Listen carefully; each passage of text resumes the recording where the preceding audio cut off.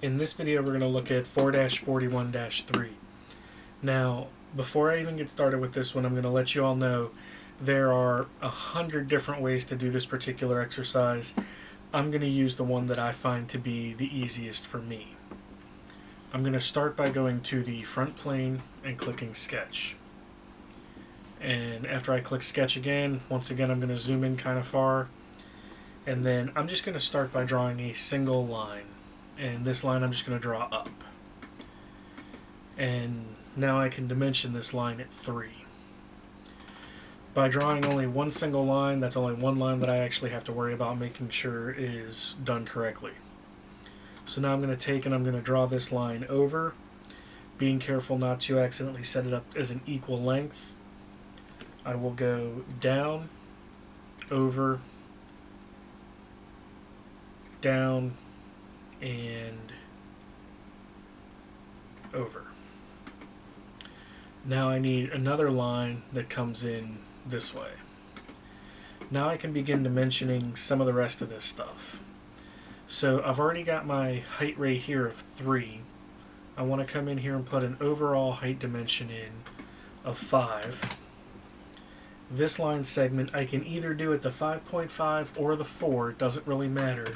I'm going to go ahead and do this one at 4 just because it's going to make it a little bit easier for me in the end on this particular exercise. The segment that drops down is 2.5. So this line segment right here is 2.5. So we'll pick here and here, 2.5. The overall length of this particular part is 8. This segment right here should be 3. Okay, now the only thing that I don't have is the length of this, which I'm not concerned about because that line is about to get broken anyway. I'm actually going to click and drag this so that it's over here a little bit further. Now I'm going to draw a circle, and I'm going to give that circle a diameter of 6. Now there's two things that I want to happen with this circle. The first thing that I want to happen is that I want it to be tangent between here and here. And the second thing that I want to happen with this circle is this button right here. I want it to be coincident between the circle and this line. Okay, so now that puts everything in so that it's still tangent, it's now coincident. A double check of my dimensions reveals that they're all still good.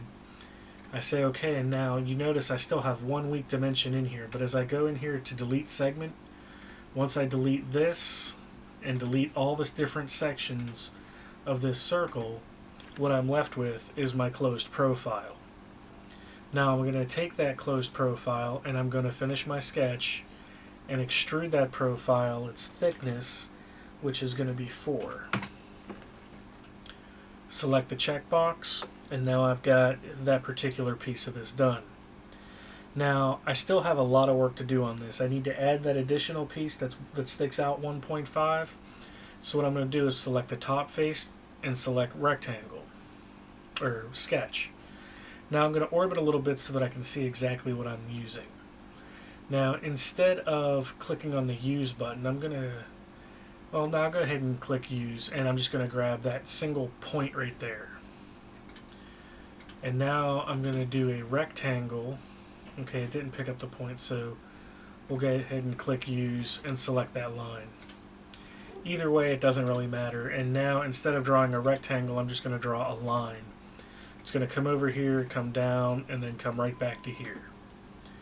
Now I will use delete segment to get rid of this part, and then I can go back and change this to 1.5 and this to 2. Now I need to extrude this piece down, so I'm going to finish my sketch, go to extrude, and I want it to go the other way, and we're going to use the option for to next. And the preview shows it going a whole lot further than it needs to, but it's actually going to stop at the spot where it's supposed to stop. Next, I'm going to click on this face over here, do another sketch. And again, I'll click sketch, and again, I always like to orbit once I have a 3D model. That way I can see exactly which edges I'm selecting and exactly what I'm picking for everything that I'm doing. And once again, I'm just drawing a profile and making sure that I don't actually have anything in that profile that I'm not using.